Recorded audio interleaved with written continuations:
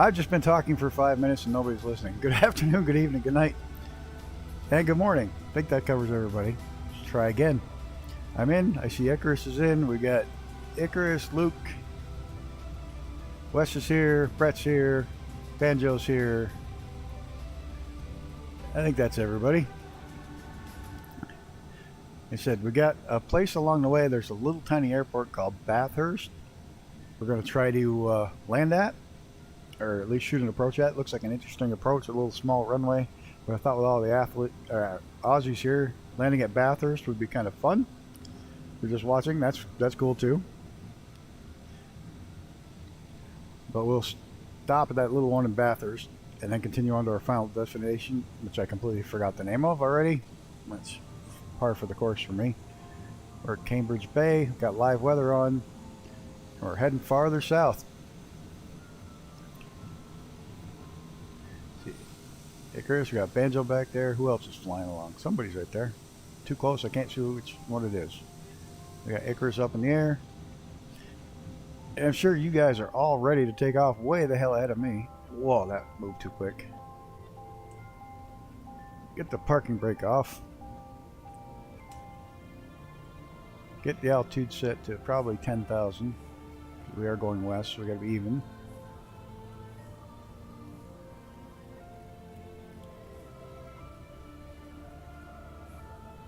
Altitude of 10,000.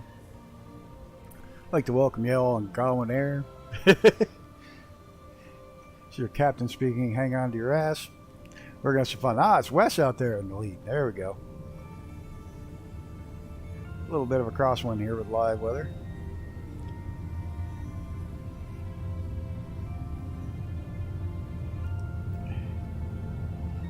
I took on a full tank of fuel, so it might take me. There's Icarus screaming by.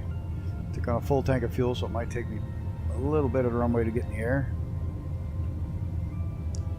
There we go. Whoa. Not too much. The gear up. Flaps up, get the nose down a little. The autopilot on, nav mode on. Set our vertical speed for about 1,300 feet a minute. Let's see where this thing's going to take us.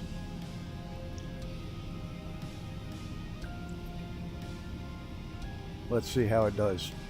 It's going to circle all the way back and pick up the climb out. It should have got the climb out. So, I'm sorry, a little late. I had my cousin stop by. I haven't seen in a couple of years. Had a little family time.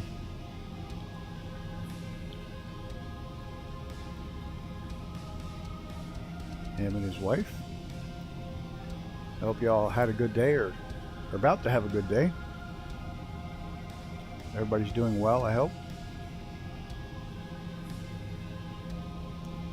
I think it picked up the climb out on the wrong end of the runway. Yeah, it's a cold and rainy day today. I have no idea where my jet's going. I think it's actually picking up the climb out going the opposite direction. Icarus upside down. Where the hell is my plane going?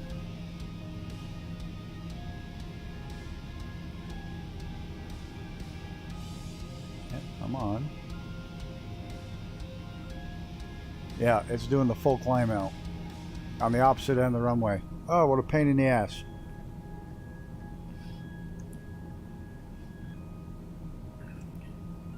Hey, all you Aussies that fly, seeing how I don't have Shane here to ask, do any of you guys know if in Australia they cut your shirt tail off like they do in the US when you solo for the first time? That's a tradition down there too?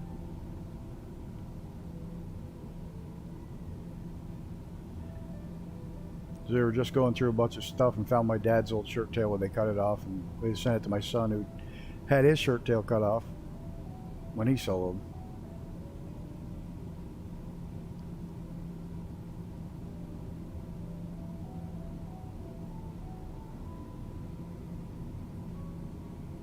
Alright, let's hope this doesn't crash. We'll get outside the plane. Get everything trimmed out. Throttle right at 100%. Oop, not 103. Touchy today. Let's see where everybody is. There's West. There's Icarus dive bombing everybody. There's Banjo Frog. In the US, when you solo for the first time, they cut the bottom of your shirt off. It used to be the shirt tails, the back of your shirt. When you solo for the first time, they cut it off as part of tradition that dates back to one of the old war times. And the first time you fly the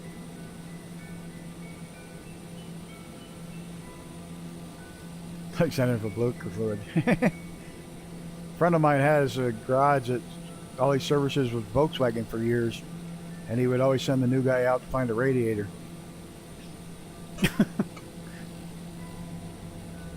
But they cut your shirt tail off, and then they write on it your solo date, the plane number.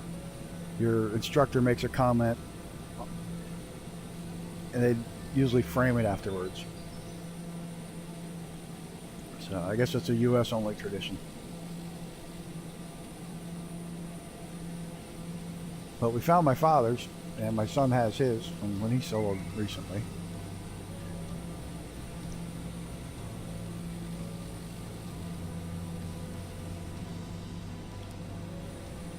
Looks like we got nice weather. I'm on live weather. Live time, live weather. 11 knot crosswind. It's not terrible. Temperature outside is only -8 Celsius. Oh, only -1 now. It's warmed up. Okay, I was just curious if it was a worldwide thing or if it was just the U.S. Yeah, sending new people for things is kind of fun.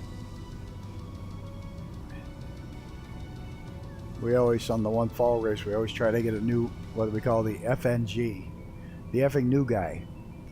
And he gets all the crap jobs nobody else wants. We try to get a new one every year. We promise them all the booze they can drink, all the food they can eat, and all the crappy jobs nobody wants. And we don't pay them, but they get all the food, camping, and drinks they want.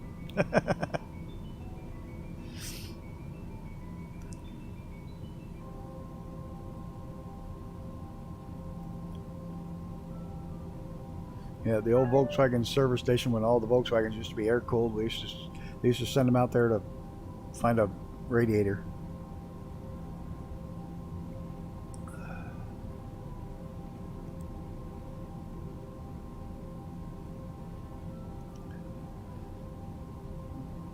So tomorrow we'll be on Donkey Watch. Used to get the new guys to be on Donkey Watch. Why do you have donkeys?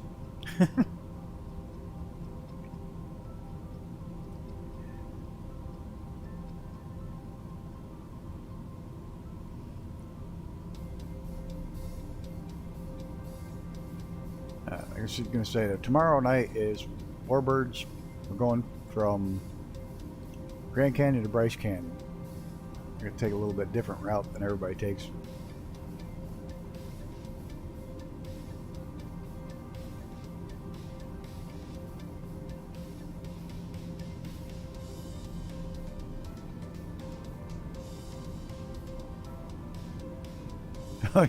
Oh, I sent a Gowan a PM on Discord to start the stream. Yeah, well, I was chatting away for a while and had the mute on. See, when I was younger, doing an internship, I was told to fetch the red shaft with the 2 heavy white balls hanging underneath. Oh boy.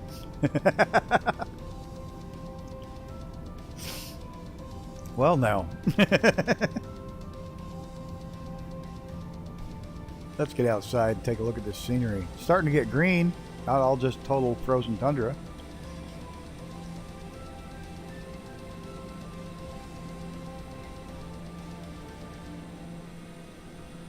Ah, get them in the desert mainly.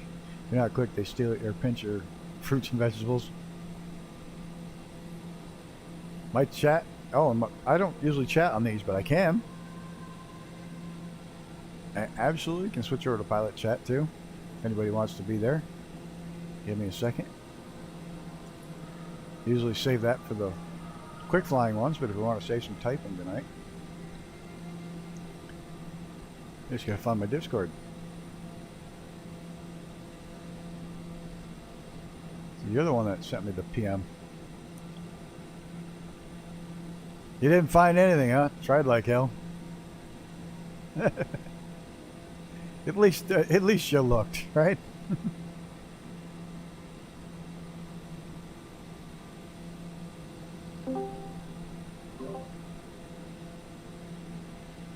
Who dat? Hello, it's me. What's going on? Oh, can't hear you. You still can't hear me on my stream? Hello? Barely hear you. I'm turning the mic gain all the way up. I mean, I'm taking the 50 decibel mark here. No, hang on. I'm cranking up my volume. Can you hear it on stream, guys? Can you hear me all right on stream? Can't hear you. I can hear something, but not very clearly.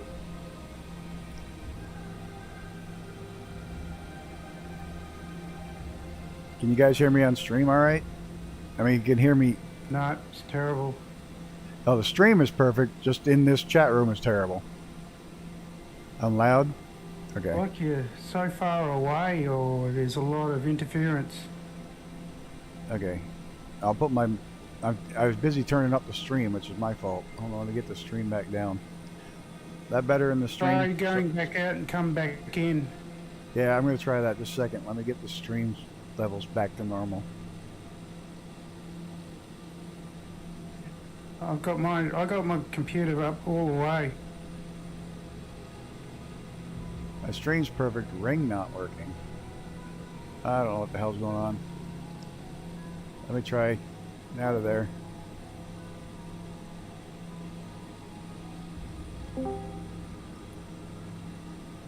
Oh, I'll bet I know what's going on. Hey, go and start your stream. It's on. It's streaming. Your stream's not running on your stream is not running on YouTube. It's running fine. I'm watching it on YouTube on a separate computer. I don't get that. My stream's not working on YouTube. But I can't understand you anyway, buddy. Hold on a second. I can see the stream fine on a second machine. It's not even tied to this one. Something's not right, but your stream's not started. Hold on. Can you guys see? Yeah, they see YouTube fine. Everybody sees YouTube fine. It's almost like you got a really bad internet connection. Can you hear me clearly? I can hear you clear as a bell. It's almost like you got a really bad internet connection. Can you hear me clearly? I can hear you clear as Hang a on. bell. Hang on, I'll refresh it. Oh. Probably is all in my head. Okay. That's better. Probably is all in my head. No, it's me. I was sitting there just, yeah. Are we good? It's a me problem.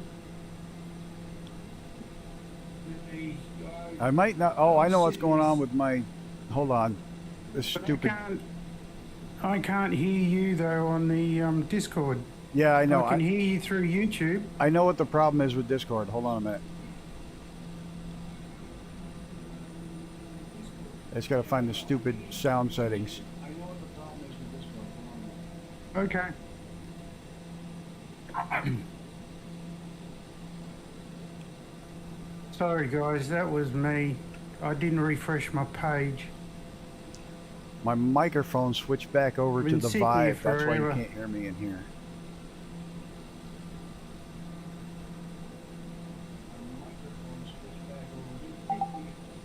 Check, check. Can you hear me now? Gotcha. There we go. It switched over to my freaking Vive because I was doing some VR. Yeah. There we go. I think everything's working now. I hope. You can all feel free to drop in the pilot's chat if you want. I got the bugs worked out. I really get pissed off with Discord does that every time I turn on my headset. It sends over to the thing. Changes things. Yeah. It pisses me off. It says, "Oh no, we want to use your VR headset instead of your other headset." Yeah. Still. Live weather. Nice day. Yeah, it's a beautiful Anybody day would out here. think it's the middle of summer up here. Well, not quite middle of summer, but it is definitely summer. Oops, I didn't adjust my barrel. Apparently I'm a little high. There we go.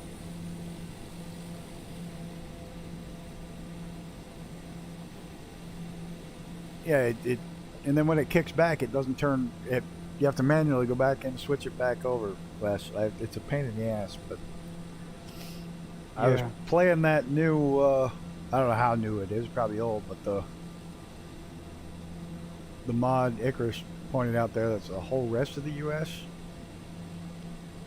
for American Truck Sim. Okay. That's pretty cool, but man, oh man, driving across some of those Midwestern states is a pain in the ass. And it is in real life too. Yeah. I've gone and downloaded the that livery pack for the TBMs. It's just football teams. I didn't realise it was just football teams, as in soccer football, not American football or Australian football. Oh. It's a lot of European Football League colours, and some of them's okay, some of them's a bit meh, but it was only 17 Australian dollars, so it wasn't expensive as such. Not terrible then. I'm having trouble loading in some of this. It's loading in like incredibly slow. Yeah. And what looks I think there was another small update from Flight Sim, so from Asobo. It's, when I went and got the flight plan off the computer to load it into the cloud, my computer had a small sim update, something like around about 350 megabyte or something. Oh, some tiny one. Didn't see it. Oh, it was tiny. Well, I'll tell you, calling soccer football makes a lot more sense because the only thing you touch with it's your feet. Yeah. Yeah, well, it is football, isn't it? He's staying out of this one. The football versus football. You know what's weird is the stuff that hasn't loaded in properly yet is in better condition than the stuff that's loading in after. That's odd.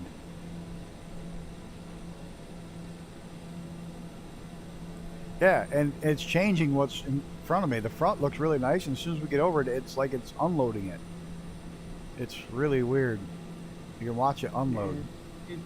It's quite uninspiring, to be honest. Very flat. Yeah, this stretch isn't quite as nice as it was up. But very soon we'll be headed to the northern part of the Canadian Rockies, and then it's going to be real pretty scenery. Yeah.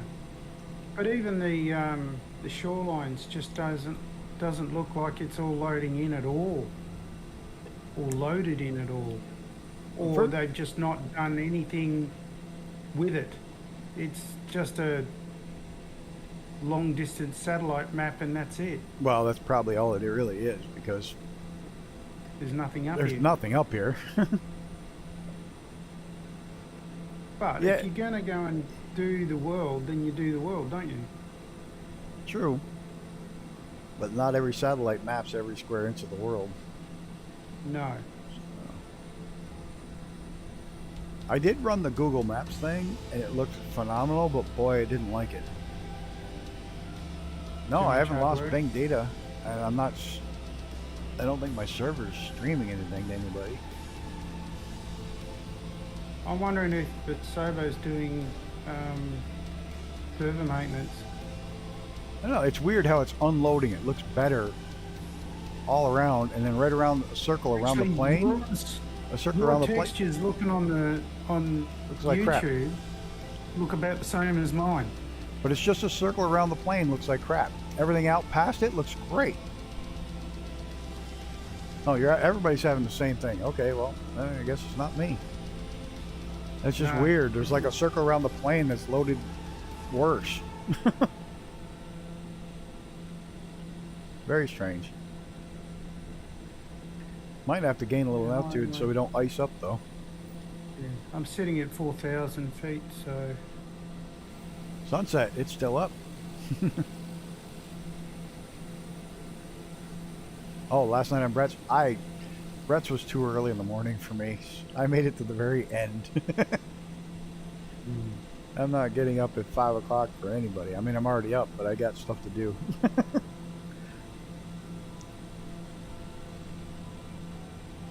Like wake up, coffee, shower. Yeah, Wes had the afterburner on. Oh, on a sunset? I'll bet that looked epic. Wes had it on. Somebody did.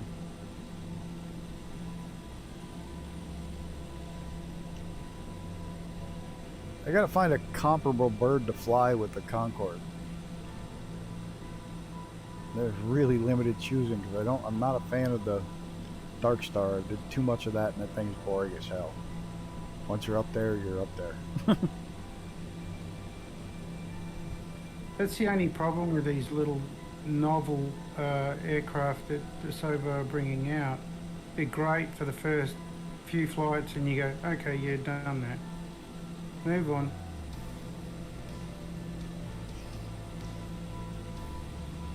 Yeah, the Pelican I like. It's great for checking out scenery because it can just stop on a dime. That's great for that. I like I think that's where it's probably once helicopters come in officially into the sim, that's going to change a lot of things as well. Then the helicopters will be the way to go. Absolutely. Yeah. You know, I think helicopters are going to, for sightseeing, are going to really, you know, show off this sim in a new light. But then they're going to have to be really, if they're really serious about sceneries, really be diligent and make things almost as perfect as they can. However, that is obviously going to put some systems under pressure. Oh, yeah, definitely. Oh, there's Icarus. Basically the same engine, cord to the plane.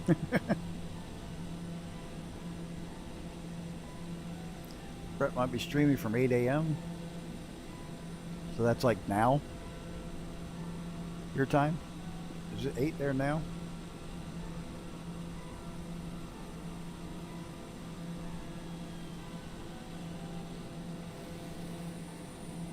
This is pretty. 8 a.m. That'll be 6. That's 6 a.m. my time, which will be 6 p.m. your time going. Oh, okay. The day before. Yeah. 6. So we're ahead. 6 on. So I'm ahead of you by 12 hours. Yeah, 6 on Sundays would work.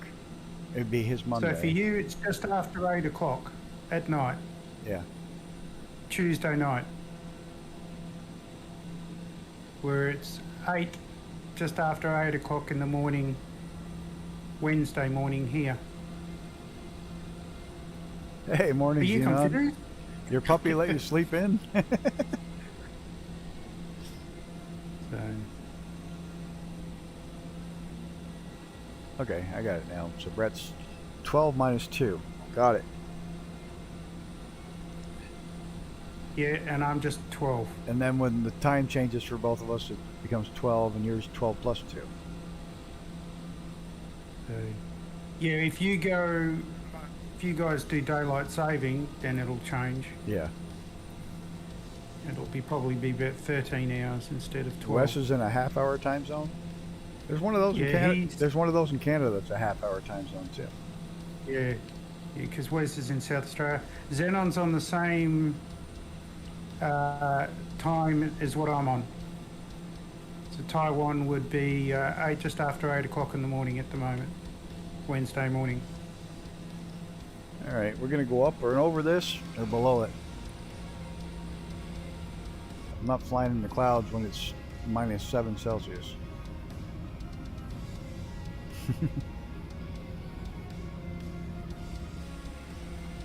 Yes, good morning, Xenon.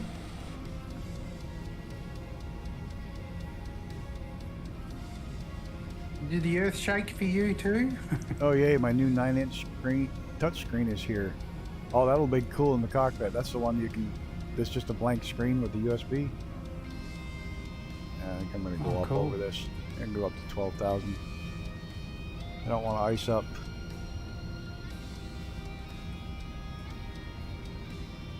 Even though this plane's got great de-icing ability.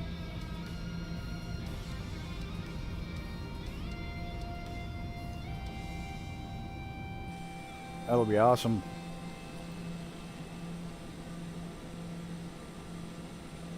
So Xenon, did you end up with any damage from the earthquake? They have an earthquake there? Yeah, they did. They had an earthquake in Georgia the other day, here in the States, and that's like a totally seismically inactive area.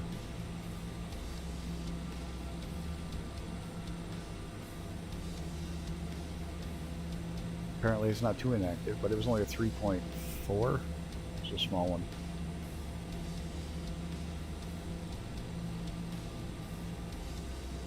So yeah, Xenon, did you get any damage? How big was your quake?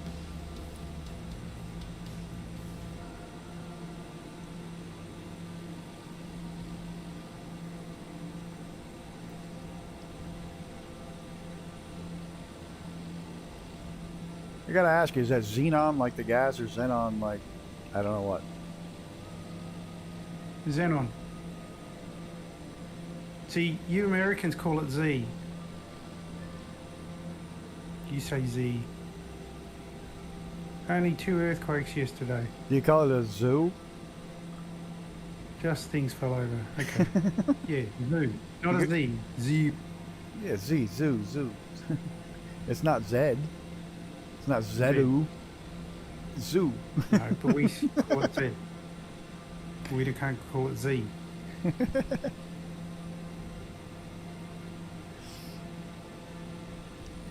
See, Xenon. But then, see, Xenon's an Aussie, so, you know. What else can I say? But Okay, we Aussies now I get it know. right.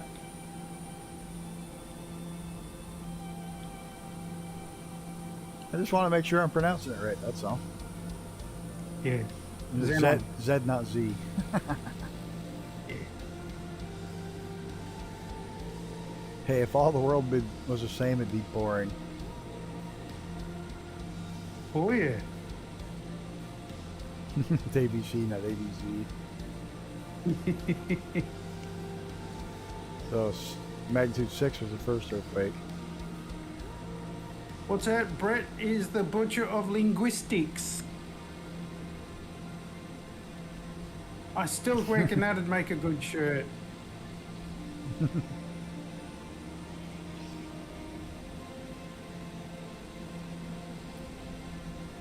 Butcher of linguistics. The older I get, the less importance that stuff carries. Yeah. There's a little town called Bathurst, so I thought it'd be fun to at least swing by, even if we don't land. There's a Bathurst in New South Wales. I was thinking of the Bathurst race, so that's why I figured it's in Australia, and most of my people who fly along are Australian, so let's go ahead and see if we can even see this little airport.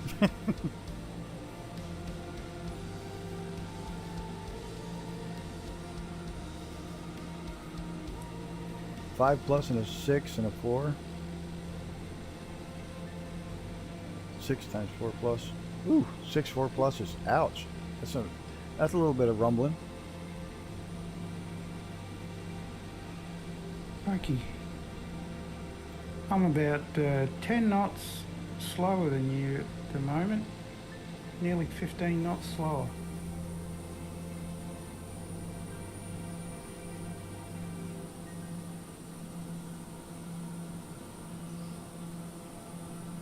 think the biggest I was in was 6 something out in Nevada.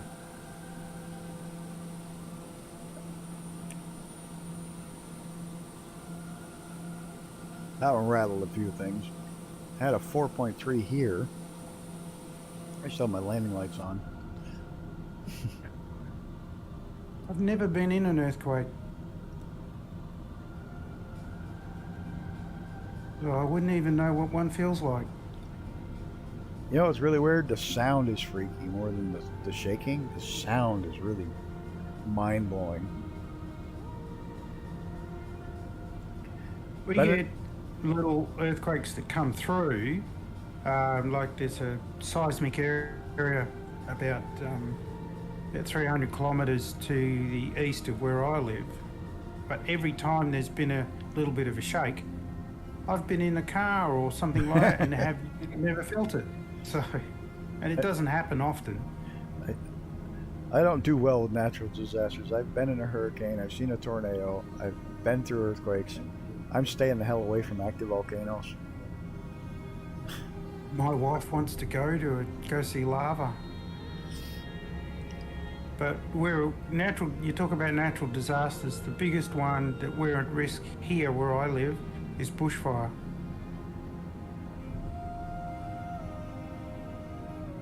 Well, you saw the amount of trees around where I live going when we went over my place. Yeah. That is fairly accurately modelled. And you get a bushfire in here in the middle of summer and we could have some big trouble. I'd struggle to protect my place, I think. That's, well, where I live. If I hadn't had the river right there to pump that water out of, I'd never be able to survive it. I mean, I got trees right up to my back door. Yeah. Well, I don't. I try to keep the trees a certain distance away, but the heat that comes through with a bushfire. But I did put a metal roof on just for that, because a lot of pine. Yep. A lot of people's houses burn just because the roofs catch. Yeah. Too Well, humid. that's why we don't use steel trusses inside the roofs, because fire and steel doesn't go well. They collapse very quickly, where at least your wood trusses take a little while to burn. Yeah, they hold up longer than them. Yeah, I try to convince people that even after the World Trade Centers went down. Well, jet fuel can't weaken it like that. Yes, it can. Yeah, I bet you wouldn't get bushfires in Taiwan. Be too much rainforest. Has anybody seen recent pictures of Lake Mead? It's like they're really close to be shutting down the water supply because all now you're saying that, I saw a guy doing a video on just him and his son, I think, were doing a blog, and they were lining up to put boats in there, and they've been waiting to put boats in up to 4 hours, lining up just to get a boat in this stupid lake. Who the hell would wait 4 hours to get a boat into the water? I do not know. But he was also mapping on how much water is actually coming out of that lake. They're losing water like hand over fist. Yeah, it's crazy. The drought is so big out there. That lake is so low that it very soon they may have to shut down the power gen. They're finding dead bodies in barrels. Yeah, wow. Down at the Come bottom on. of the lake. The mob was there. Yeah. And all these sunken boats, and they're exposing all these rocks as well. And they're saying it's getting quite dangerous to even use your boat on there. Yeah, but I haven't seen the video, but I've seen the news videos of how low it's gotten. It's insane. Yeah. Actually, the biggest natural disaster where I live is ice storms. That's probably the one that causes the most damage here. Yeah. Is when we get the weather will be perfect and it'll build, a centimeter of ice on stuff, and that just breaks everything. Power lines come down with that much ice. Trees come down and take out power lines. Sheds collapse. That's probably our biggest One year it took everything out so badly that there were homes in the middle of winter with no power for 6-8 weeks. Brett's seen the video. Yeah. Yeah. I just don't get why people would line up for up to 4 hours to put a boat in a water. No, I wouldn't. Then then have to wait almost 4 hours to get the damn thing out because they got to line up. Nope. But the council or whoever the hell am I doing? owns that lake, they keep extending the boat ramp further and further to the water's edge. Why not just give up? That's the federal government. That's the Bureau of Land Management. The government doesn't do anything right. No. So that's who's in charge of that. Start descending because I'm going to try to land at this called Kugluktuk, and I'm sure I butchered that all the hell. Kugluktuk Airport. Excuse me, sorry about that.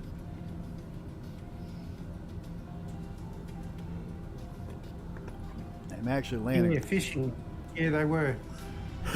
I may land this. That boat sitting up on its end.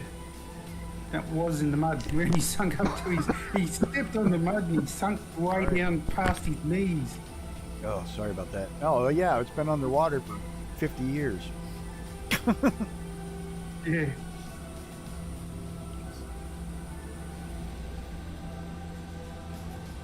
And that silly person who got himself stuck in a four-wheel drive because he planted his foot and decided to sink it in some, not even that soft sand. It was, seriously. Oh, idiots. Two-wheel drive could have got out of that. Idiots get in that desert sand, they get buried all the time. The first thing they do is floor it, so they immediately sink to the axle and high side themselves. It's like, you see people do it in the sand and the snow.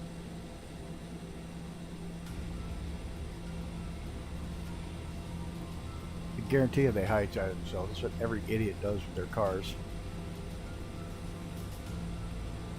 I think I may be too high. I'm going to have to hand fly down around, circle around, but come in, check this airport out.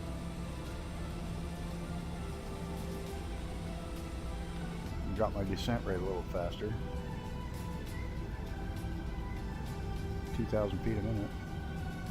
I wasn't paying attention, got a little too close.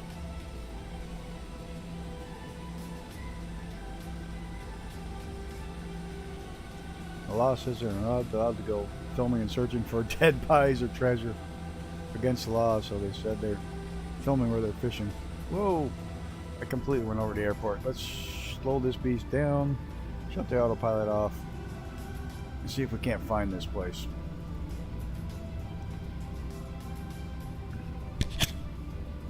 Where's my overspeed? Alright, we're not overspeed yet. You know what I don't get? Yeah. And the guy was talking about it the other day.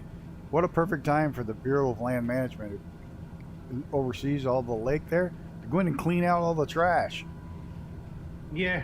It's all the boats are there. Grab a helicopter, go in and just start picking this stuff up. What better time to get rid of it? And the best part is, does that lake feed any water to any of the cities? yes, Do you Las know? Vegas. Las Vegas. Oh, okay. Oh, well, they're in deep Yeah, manure, yell at aren't me they? for landing gear because I got my flaps down on my gear. I'm just trying to not overspeed the aircraft. There's the runway. What's a minor? It's a little dirt strip. What's the wind direction? Oh, got to come in from the other side. Are you doing a touch and go, or are you stopping? I may stop. I wasn't going to, but I think I'm going to stop real quick and grab a coffee. My throat's... I'm trying not to cough my full head off. Okay. Little- That'll allow me to catch up. For some reason or other, seem to be going backwards.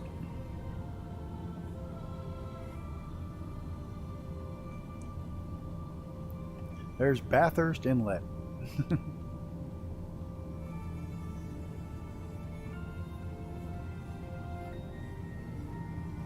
What's my altitude? There we go. We used to get taught in the bush with soft sand just to crawl it. Yeah. Same. Believe it or not, driving in the desert soft sand is almost identical to driving in snow. Yeah. I mean, a lot of them, you look at them and you see them bogged, and you go, why don't you just let down your tires a little bit? Yeah, let some That'll air, help let some air so pressure, much. Hello? let some air pressure out. Yeah. You don't have to die out here, you know. You can drive out, or at least think about it. And yeah, anyway. Where'd the airport go? Ah, there it is. Still a bit high. We'll get the flaps and the gear out. She'll drop.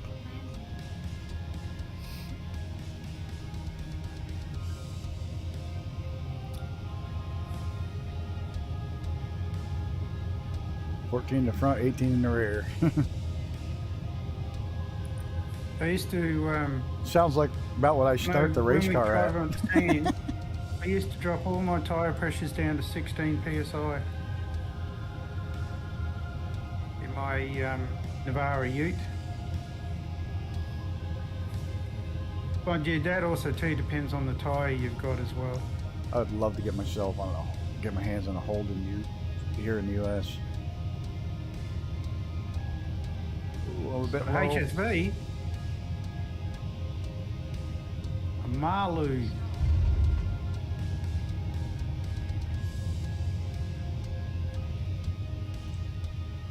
A good clear spot to turn around. Whoa! Hi, Wes.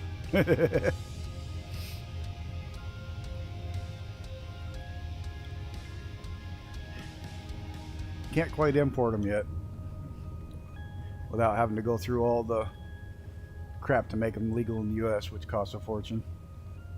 Is Wes upside down over there in the water?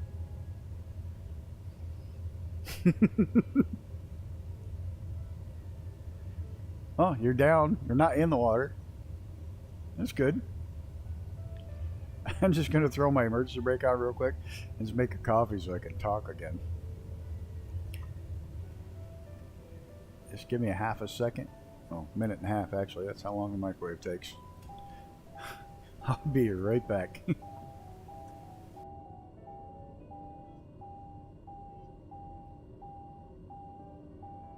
Stuff that up. Did you now?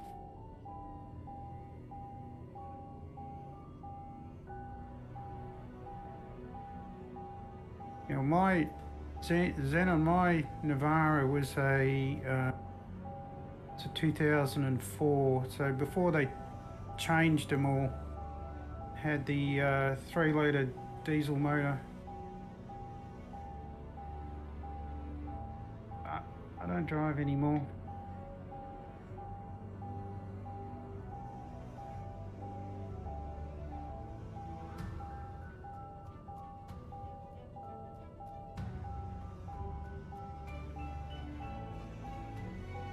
If I can stuff this one up.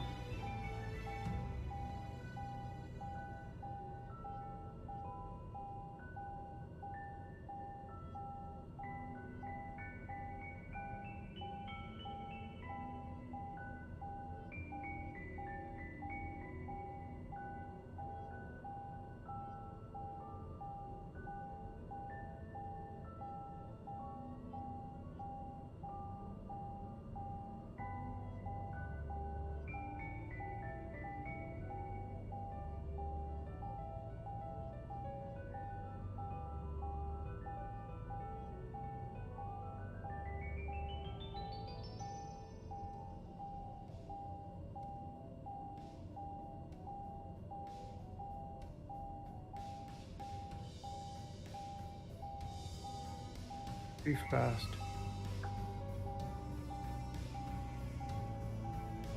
Oh, I'm doing a whiz. Slideys, slideys.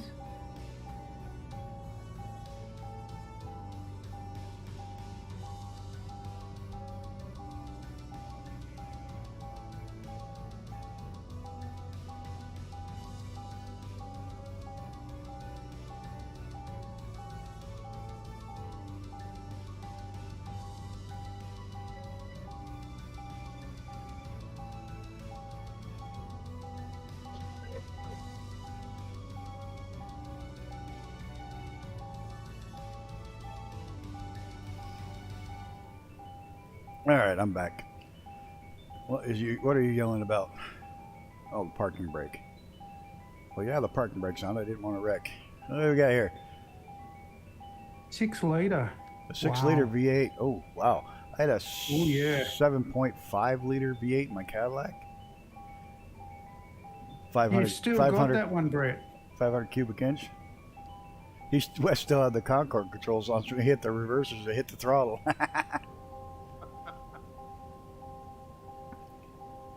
Oh man, I wouldn't even. I'm glad I don't have my Cadillac anymore. That thing was a piece of crap. I love the car, don't get me wrong, but it got 8 miles to the gallon. Highway, city, air conditioner on, air conditioner off, didn't make any difference. It got 8 miles to the gallon. Now let's hope there's enough runway to get off on this thing. Well, you didn't see my landing, did you? It was quick. Nope. I'll have to rewatch it and see if it showed up. Oh, I was doing a West and doing slideys down the runway. So I didn't crash though. Just doing slideys.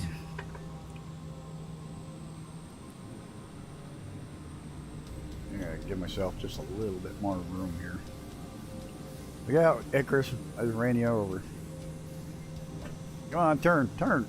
I hate it when it does that.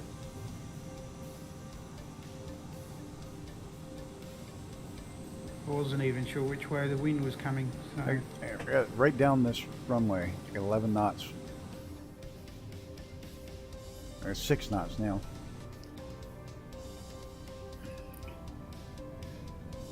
So, this used cars in the U.S. you can't find right now. At all. And I've been trying to find a new car. I had to retire my Jeep. And my neighbor put up a 2002 Mini Cooper convertible. Immaculate shape. It was the one with the little supercharged engine in it, 1.7 liter supercharged. I went down, looked at it. 8 o'clock in the morning, come back at noon to talk to the guy. He'd already sold it.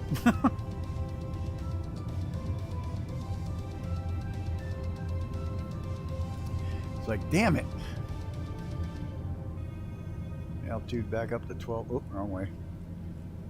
Back up to 10,000.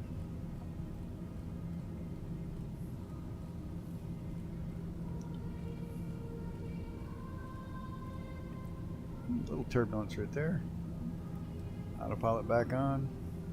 Why are you not turning on autopilot? There it goes. Nav mode. Vertical speed. Whoa, not that much. 1,300 feet a minute's a good climb speed for this beast.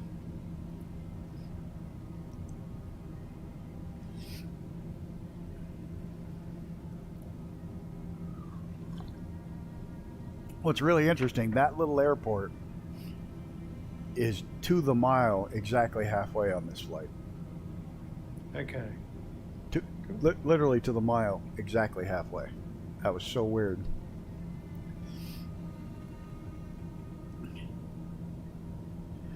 With the TBM, if you use put in one notch of flap, it takes off in the shortest distance. You put 2, it's too much drag and uses too much runway. If you don't put in any, it'll take off, but takes a little bit more runway.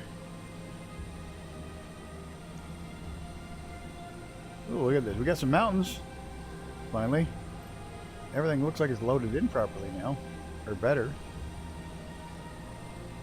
Actually, yes, it does. It's a I little better said that. anyway. I gotta close that and I got a hell of a stutter.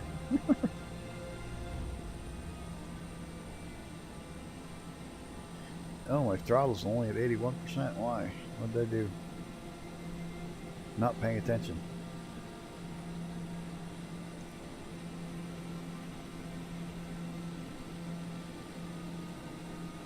So my quest to find a TBM has come up pretty empty-handed. I'm still going to find one sooner or later.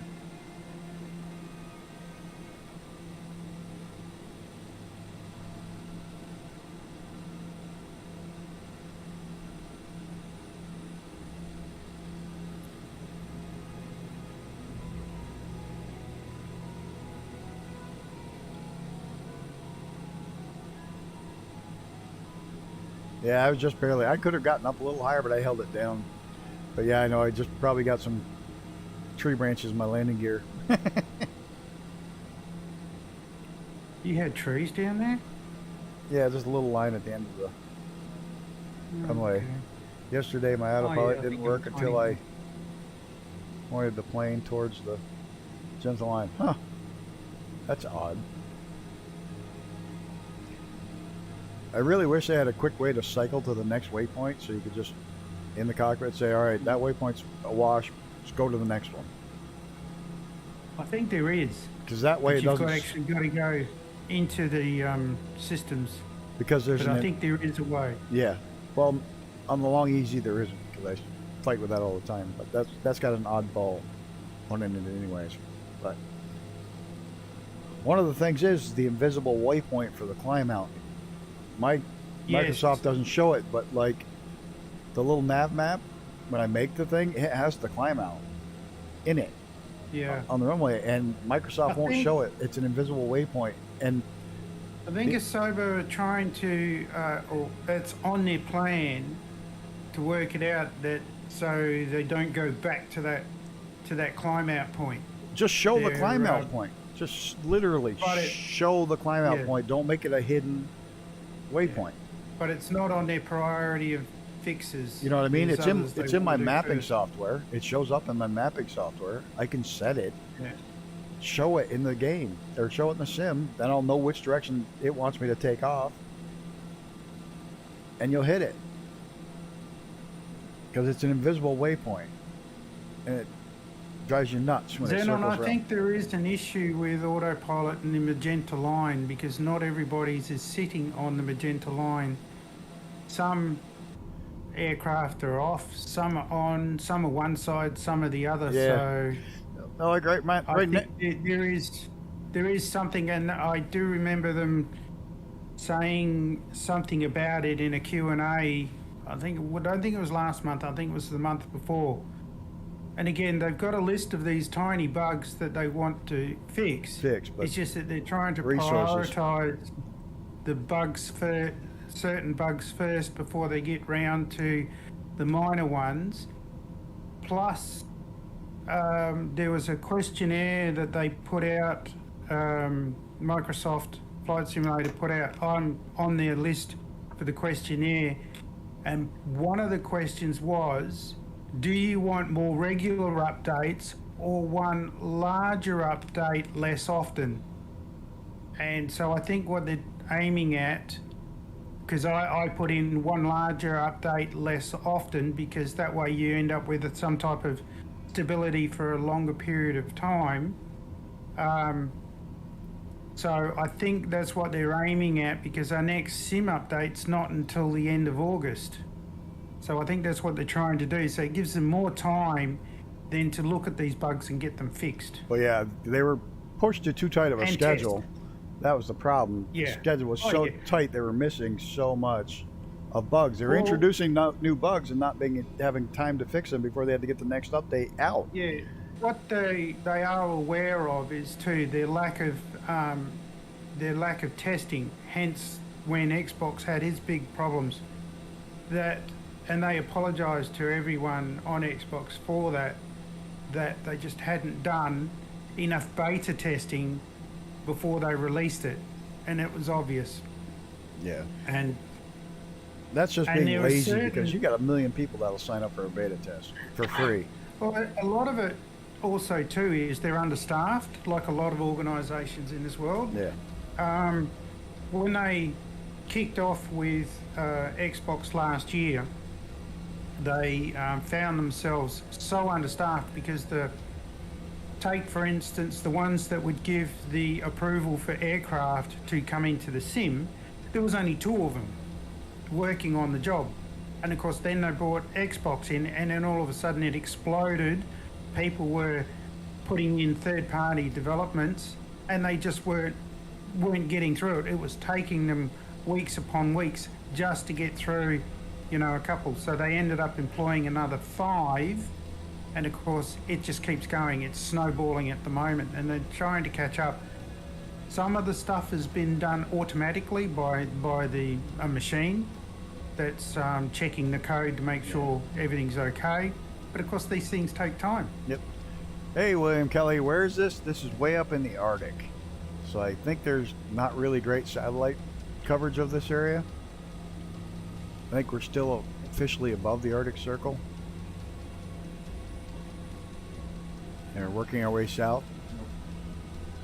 So it's back to being that blocky pattern again once I got up in the air. Go figure. Yeah, same. I got this ringer. There's a real weird ring around the airplane that is crappy, and if you look off in the distance, it actually looks better. So I have no idea. I think the majority of it just boils down to it's got real lousy satellite coverage up here. If you look here, the river looks great right up through here, but when I get over there, it'll look like this. It's like it's unloading it's like it's unloading before I get there. Weirdly enough, that seems to be what it's doing.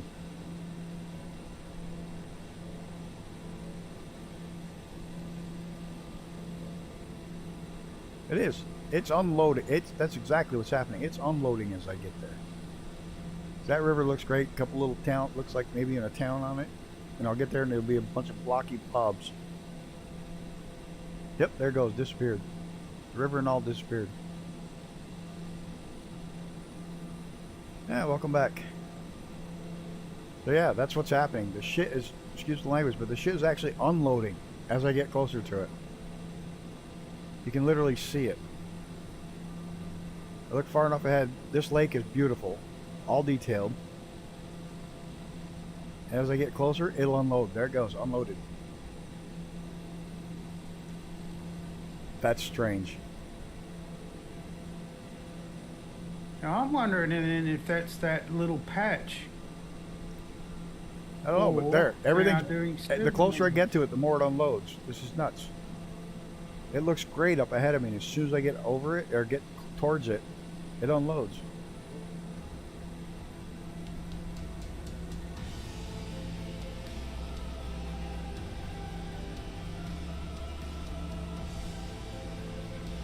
Yeah, it's actually worse as I get closer to it. I'll have to write up a bug report on that one. The V8 runs E10.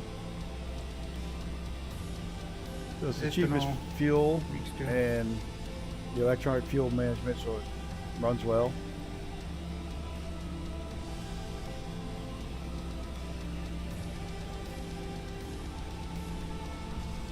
Yeah, on the long road home, and some of those Russian trips were terrible too, but I've never seen it unload like this. Like it's loaded ahead of me. That's loaded. Those Jeepers, your memory's going back a bit now on the long road home in Russia. You know, these are nice and clear. And as soon as I have fond memories of the Spitfire falling out of the sky because it iced up so much. Yeah, no de-icing on those little buggers. They've gone and put de-icing in it now. In one of the updates. I noticed Unfortunately, it. subjective. Very true. Very true, Xenon. Xenon. I got it. I'll correct myself. Xenon. I'll get it. I'll remember it. No, I won't, but I'll keep trying. We'll learn ya.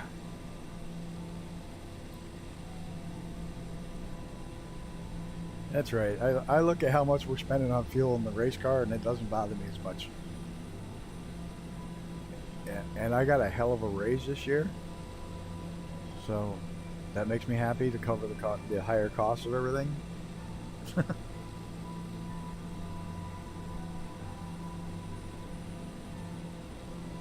A race weekend sets us back.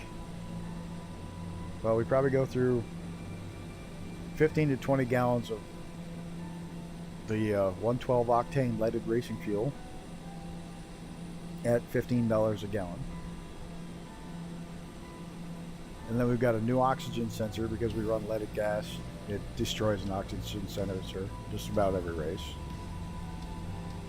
And $5,000 worth of tires for a weekend.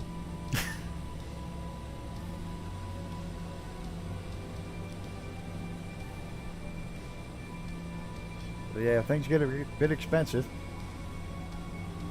on a race weekend.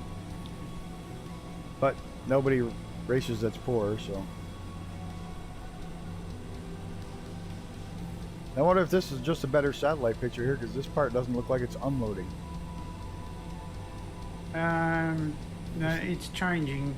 This little strip. I'm on Xbox and it's doing exactly the same. Huh. So it's the servers. Cheaper to run than Because the I'm watching it. Land Cruiser. I'm watching it in front of mine. There's snow further out, but as I get closer, it just goes to a green field. You can see it just. Like there's one patch spray. is There's one changing. spray of green here that unloaded. But this area looks good, and this area looks like it's starting to load. Oh, this is such a weird. That's a better satellite picture right here. Try it with live weather off. But there's the bad. See if that That's works. it's just a different satellite, because this one's starting to load now and loading a much more detailed picture. I don't know. I'll just fly along and enjoy it. And it's still loading in. I wonder what the hell. I should be loaded in a lot faster than that. Well, changing live weather didn't make any difference. No. No, I think I'm loading in a totally different satellite picture now. You have too many vehicles? I'm down to one. Now I'm looking for another one, and I haven't been able to find one. Because my Jeep is now at the end of its lifespan. They only last 8 to 10 years, maybe 12 to 14 in the winter times up here, because they salt the roads so much. Might as well drive it in the where are ocean you every going? day. What's that? I've lost you guys. I can't see you. Oh no, I can see Wes. I can see Wes. He's down low. I see you. I'm dead below you. That's why you're way up high. Oh, okay. Oh yeah, there you are. I'm I down at see. 9,500. You're at 11,800. Yeah, so you're at I'm 12. sitting at 12. Because you were at 12 and I left my water pole at the same. You got 5 cars and 1 bike. I used to be like that, but then I realized I can only 5 drive one at a cars. time. 5 cars. And you want to sell your motorcycle. I think you need to get your priorities changed, mister. Well, you got a better chance of living in the cars than the bike. Oh, no, you don't sell the bike. But I know why Brett wants to.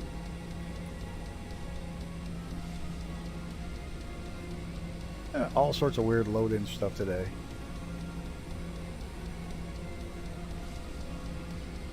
Now I'm getting blocky load-in. Yes, it's doing the same. Got a Toyota RAV4, had it 11 years, only 32,000. 32,000 kilometers, holy crap. I do that a year. Of course, I live in the middle of nowhere where I got to drive 40 miles each way to the big grocery store. So my wife, she has to drive, I think it's about 110 kilometres each way to work.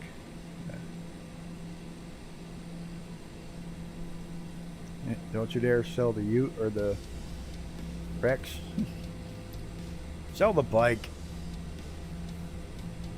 So the Rex is the Subaru.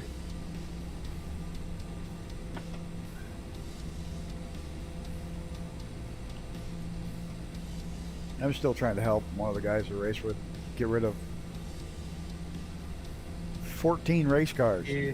You want a race car? I think it's just Brett is going to sell these bikes, but he just needs to pull his finger out and get it done before the market falls. Yeah, if you're going to do it now. People won't be able to afford to buy them.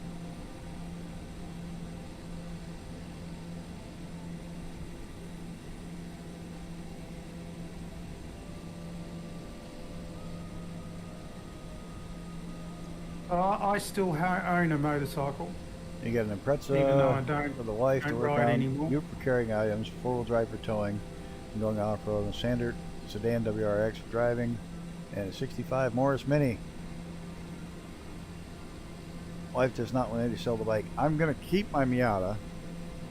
I really want a friend of mine's Morris Mini Silverstone edition, but the price on that has gone so far through the roof, I can't even touch it. And the price on that's now well over 20 grand, so I'm not even going to look at it, unfortunately. So which one's going to go? The Rex or the Mini? Or the SS? Or just go and buy your damn computer anyway and worry about it later. And say to the wife, I did say I was going to sell the motorbike, but you told me not to. So I didn't. The wife doesn't want to just sell the bike, but you want to sell it for a new computer.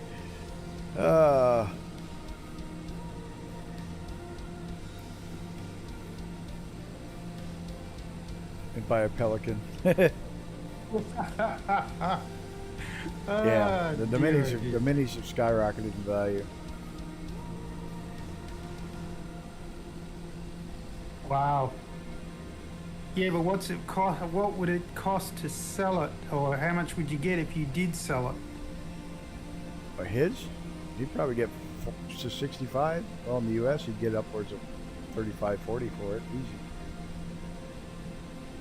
The only reason I could get the one Mini for 19 is I know the guy.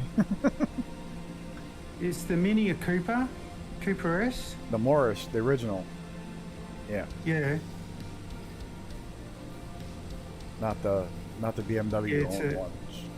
Is it? What did he say it was? 65? Yeah, 1965. The little 11-inch tires, you know.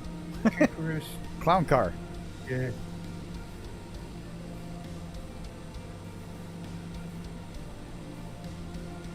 Couple of weeks work, that'll pay for a new computer. There you go.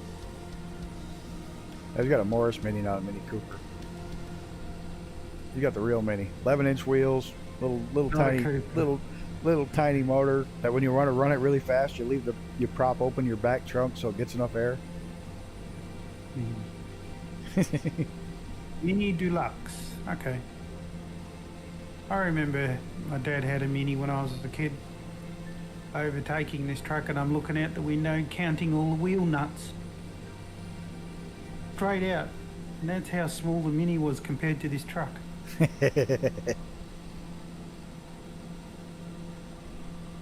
Seems like I can't find a good. Your bum was sitting on the ground. I can't find a good used car right now for the winter time. A buddy of mine's got a 96 Saab 900 non-turbo with only 40,000 miles on it. But his sister, it belonged to his dad, and when his dad passed away, his sister still won't part with the car. It's like, damn it, I want that car so bad. It's such low miles. And being a Saab, it's a beast in the snow because it's made for Scandinavia. You know, it's like, come on. I remember the vehicles I used to own when I was younger. I used to have a Cortina Mark 1 GT. I got no idea what that would be worth now. My dad used to have the Mini. That'd be worth huge. Yeah. My first motorcycle half of my cars rode, were worth a fortune. Hold on a second. Hey, Brett Pound, welcome, buddy. Welcome. Brett. Yeah, the first motorcycle was a Bridgestone 90. Now, Bridgestone stopped making motorcycles back in, I think it was the late 60s, because all the four major Japanese motorcycle manufacturers at the time turned around to Bridgestone and said, you stop making motorcycles and we will buy your tyres. So they did. They stopped making motorcycles. You know, that happened to Holley carburetors. Okay. Holley carburetors made the carburetors for Ford, and Holley made one car, and it was called the Holley-mobile. They made one prototype. Henry Ford actually came over and talked to George Holley and said, listen, I'll buy your carburetors from now till the end of time for our Ford products. He said, "Well, you try to compete with me with a car, and I'll bankrupt you." Yeah. So they never made another car, and you still get Holly products on Fords today. Yeah. Well, that Bridgestone 90 motorcycle that I had a 4-speed rotary gearbox. So you could either click up or click down, and it just rotate through. So you could go, and it was only 4 speed, so you go first, second, third, fourth, first, second, third, fourth. Oh crap! So you could go from fourth to first. That's called the blown engine going from fourth to first. That's locking everything up and snapping stuff. Yeah, and I'd no idea how much, if I still had it, how much that one would cost now, or at least to buy, Well, I've had some great cars in the past. Some that Collector's wish I had kept because they were big time collectors. Oldsmobile 442, 78 Firebird Formula, And I 1950 used to have 1950 Chevy 2-door Coupe Deluxe, 1949 late 49 Chevy pickup. I used to have a 1962 Honda Twin. I can't even remember what model number it was. It was a 175cc road bike, drum brakes. You know what? Last 50 miles, I'm going on the deck. We're going to hand fly the last 50. And 45 miles out. Autopilot's off. Nose is going down.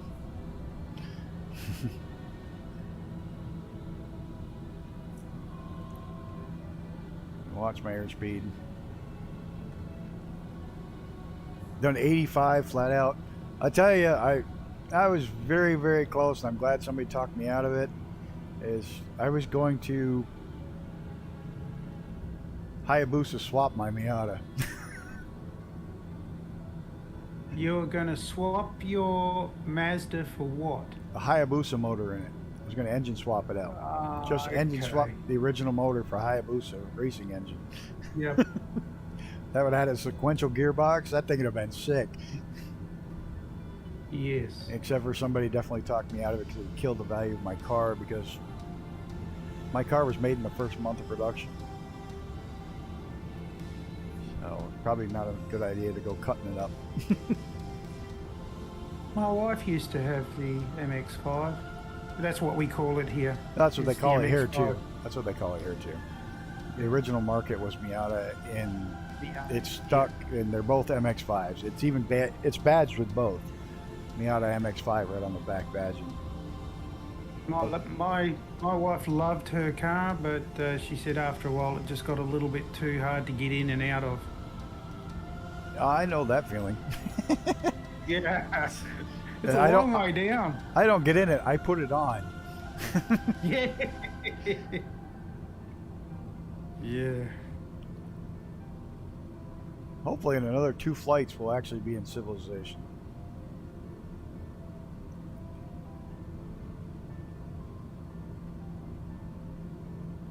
And be out of this tundra.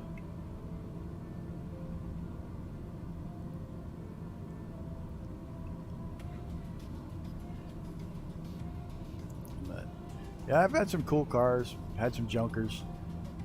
Had a Subaru Brat that I give my left arm to have back. Right.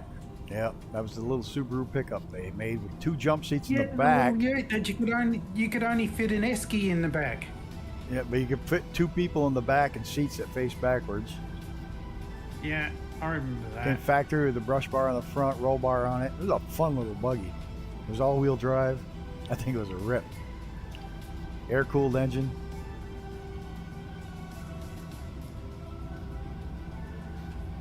I have no idea why I just looked in the back. Huh.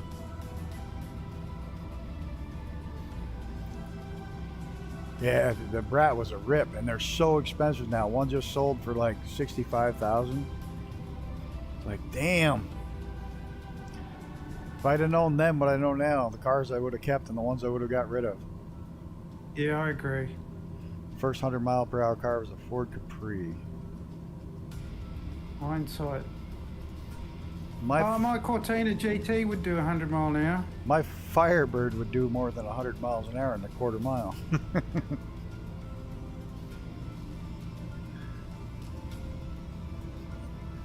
That car was a I even remember monster. they used to chuck Escort motors into the Cortinas to make them go a bit quicker. The Cosworth, the Escort Cosworth motors, or just regular Escort motors?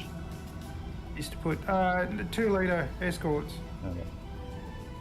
It was a squeeze to get them in, but they got them in. I sold my Porsche 914-6 to a guy that had one already that he put a 350 V8 in it. It's going upside down in a TBM. Gotta be Wes. You got the wrong side up.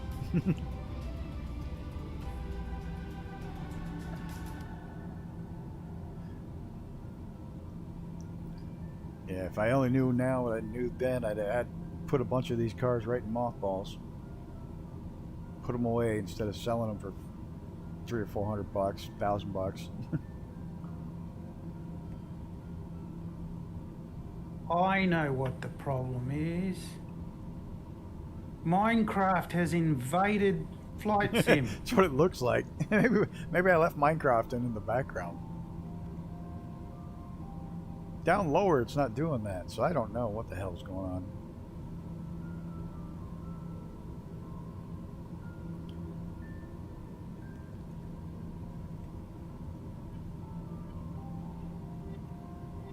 My first car couldn't get above 50 miles per hour. It was a 1963 Jeep Willys, one of the original Jeeps. It was the first model with the self-locking hubs. You didn't have to get out to put it in four-wheel drive.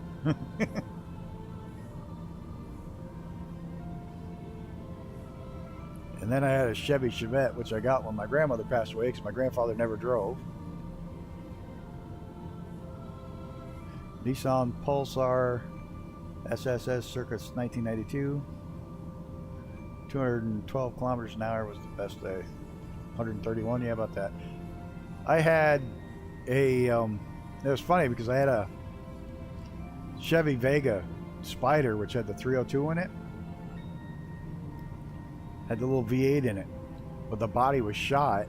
And a buddy of mine had one of the Chevy Monza station wagon, which was just a Vega with a station wagon body on the back, and we just swapped the drivetrain over into it.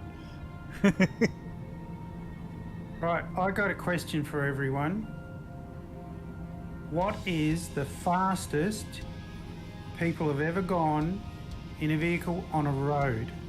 As in not a street, not a race track, just an ordinary highway or a street? Probably about 340 kilometers an hour on the Autobahn. Yeah. Nice. Would probably be my guess, and probably I know what. probably in a I've done 320. probably 320 kilometers.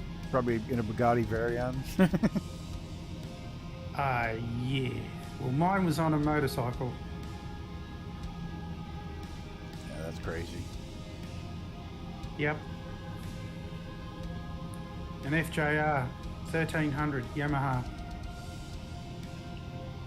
And Hey, I'm man. going along the highway going, oh, that car's coming awfully quick. I think I better slow down. The girls loved your Capri back in the Marvelous. 70s. Was that when you do into e-brake turns? According to Hammond and Oh, yeah. Clarkson, that's every girl E-brake loves the turn. e-brake turns. Yeah, the Capri was a nice car.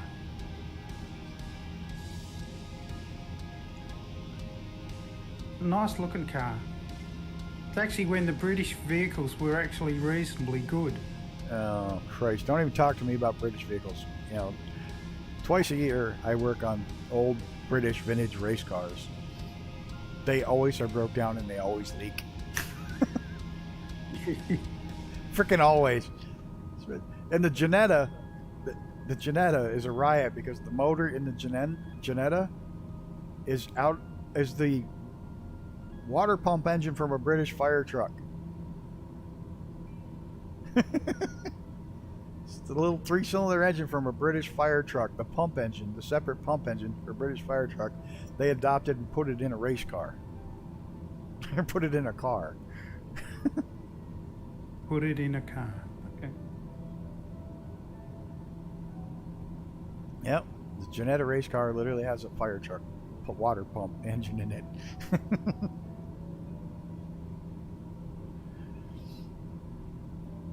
I better start heading the other direction a little bit because the wind's coming from that side. Only 11 kilometers out. R32. Land from I the mean, other going directions. that fast in a vehicle, like 270 or anything above 200 kilometers per hour, is just scary. I don't know. I routinely hit 100 miles per hour, which I'm not sure the conversion is. That's pretty common for me to hit on the Yeah, 100 streets. miles an hour is 160 kilometers per hour. But that's a common thing for me to hit on a highway. I have easily gone well over that, but unfortunately my speedometers don't go that high. Yeah, well, when you start going above 200, you're wondering, is my tyres going to hang in there? You know, we used to have those old chrome hubcaps. Are the chrome hubcaps going to stay on? Or if you're on a motorcycle, you're going, I hope a kangaroo doesn't come out. Oh yeah, I might be you in hit big shit here. you get a deer or kangaroo. Yeah, it's just not going to be good. Yeah, And on a bike, you're really toast. yeah. I mean, I used to quite regularly when we go out with my mates. Used to have a GPZ 900R. Well, I had more than one actually, and you know, we would ride and we wouldn't be under 100 mile an hour at all. We just keep going, just round the corner, zoom, zoom, zoom. Then you come down to the speed limit and it feels like you could get off and walk. Why not? I say fire brigade guys had nothing to do in night shift, so they built the car with the water pump. Ah, that freaking car! It's a quick little car, and the funny thing is, the Janetta is so light that a regular weight driver, when he gets out of it, the car leans to one side because the car is so light. For it to be balanced with him in it, we have to jack the hell out of the suspension on one side. It's a quick little race car.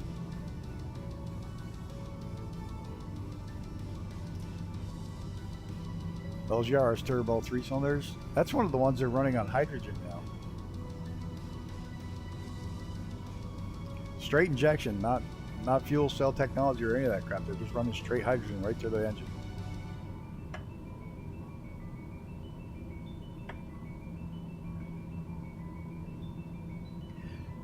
Almost every British car I've ever had to deal with is terrible. The Lotus, I love the Lotus. It's one of my favorite cars. The only thing good about it is the motor, and that's a Toyota. Yeah. The only good thing in the entire car that doesn't break down is the engine, because the engine was made by Toyota.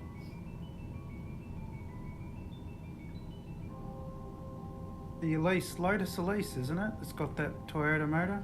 Yeah, because the cars are so light, when you sit in it, it's level. Yeah, the Lotus has that Toyota Turbo 6 in it. That's a beast of an engine.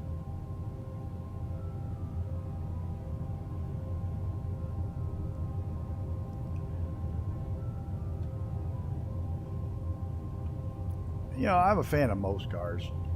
We pick on the British cars a lot because I have to work on them, and you're always working on them. I can go an entire season and not actually turn a wrench on the Corvette other than tightening things up. They loosen up. It's like a totally maintenance-free race car. Very seldom has anything go wrong. Other than, you know, you got to change brakes every 2 race weekends and silly things like that. But nothing major ever goes wrong with it. But those British cars, every freaking time we go out, you spend half your night underneath the car working on it. Yep. And it doesn't matter which British car he brings. If it's the Lotus, it's the Minis, or the Caterham, the freaking. Well, there's plenty of room Janetta. on this runway. I think this one might be a military runway, or had been a military at one time. Had been. It's huge. Lots of room to land here.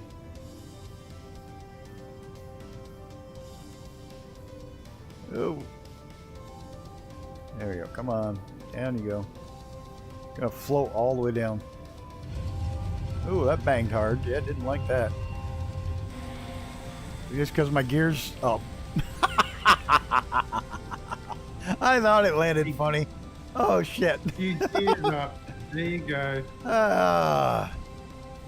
Runway's There's a closed. Oh, hold on. I gotta fire up my thing and get a screenshot of that one.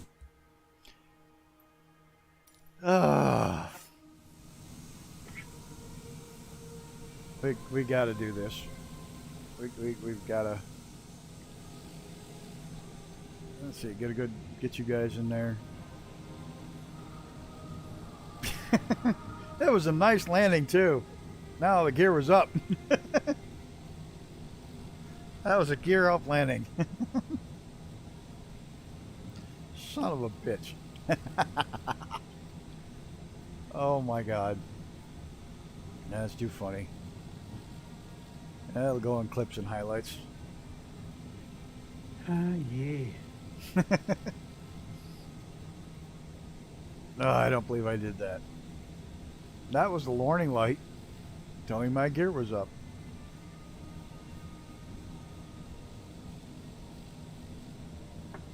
Always fun when you do it live with everybody watching you. You think it's fun? I see you took lesson 3 of Wes's flight school. Yeah, soon I can graduate to those power slides at the end of the runway. Oh dear Lord, that's too funny. Oh my God. I didn't take up much of the runway. Your brother had a Plymouth? No, you didn't need it, did you? You needed grass. That was like the best emergency brake possible. Oh hell, guys, that was fun. Hopefully we'll start getting better and better runways and more people, more things to see, and some better loaded up maps. Yeah, that was soon we're don't gonna know hit what's going on with the map. soon we're gonna hit the Canadian Rockies, and life will be a lot more exciting. Like I said, I'd really like to do these every other week instead of every week. So if anybody has anything to do, yeah, Brett probably did warn me, and I probably didn't see it till afterwards. I didn't see it till after I crashed. Thanks, Brett. Yeah. After sight. But like I said, if anybody's got anything they want to do on the normal TBM Tuesday nights, I want to do these every other week. So if you've got any flight you want to do, give me a shout. We'll put together a flight plan and do it. And tomorrow night, instead of Thursday night, we're going to do some Warbird Wednesdays. We're going from Grand Canyon to Glen Canyon? I think it's Glen Canyon. Grand Canyon, yeah. Grand Canyon to Glen Canyon. We're going to go through part of the canyon and then jump up out of it and follow another river up into another canyon system. That's not the Grand Canyon. I'm going to take the Spitfire as soon as it's got a new update. I'm going to have the Yak. And anybody's welcome to fly along with any plane you want. Doesn't have to be Warbirds, but you're more than welcome to stop by tomorrow and fly. What do you think of the Yak? I love it. It's fast, and it's not bad, is it? And for it was on sale the other day for less than $5. Yeah. It's like can't really go wrong. And it's as good as some of the $20, $25, $30 planes.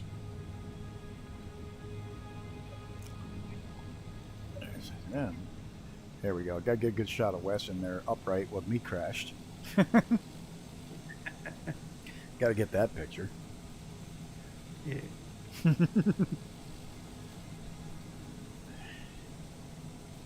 How did he put that? Lesson 3 of the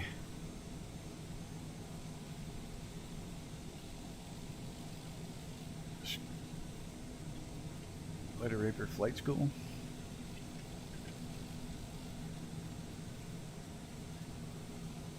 There we go. Put that up in the Discord. Cool. No, I am out. I'm going to hang around and chat for a little bit if anybody wants to come by. And till then, till tomorrow, 7:30, hopefully I'll be here on time. not late. You all take care of each Well- other and look out for yourselves. And We'll be back tomorrow, definitely. And anybody that doesn't come in chat, thank you. See you later. Oh, I'll put a new Discord link. Hold on a second. Give me Yeah, a, good idea. give me a half a second. Get you a new Discord link. Get you one right this second. Invite people. Copy. Find my YouTube channel. So what do we got? We got the two Bretts. We got Xenon, Icarus. Is Icarus still with us? I Or did he think fall when we asleep? landed, I think he bailed. When we landed. Okay. He mustn't be well. Yes, Brett, that's all right. You'll get in there. Let me just drop the Discord link here. Here we go. Let me just make sure it's muted. Yeah, it's a shame, Brett, you couldn't join in, but depends on how your bosses take to it. Hey, it's no big deal. I enjoy just stopping by and chatting. And hey, we hit 7 likes. That's awesome too. Are you been upsetting people, Xenon? I'll have to figure out how to make a non-expiring link. You're talking to somebody that's barely uses Discord. I'll have to figure out how to do that. But now, on to saying goodnight, guys. I'm going to be in chat for a little while longer. If anybody wants to jump in there. If not, y'all take care of yourselves. See you tomorrow, hopefully, and have a good night or day. And thanks everybody for stopping by. Let's see if I can get everybody. We had Wes, Brett, Xenon. See, I got it right. We had Icarus. And we got Banjo. Did I get it? I think I got everybody. Look at that. How about that? Nope. We got Luke here at the beginning. Luke showed up. Yes, we had Luke. And I Use remembered the his fourth name group. too. Isn't that amazing? Well done. See, you're not as old as you think, just as you're as old as you feel. All right, guys. Have a good one. We'll catch you all tomorrow.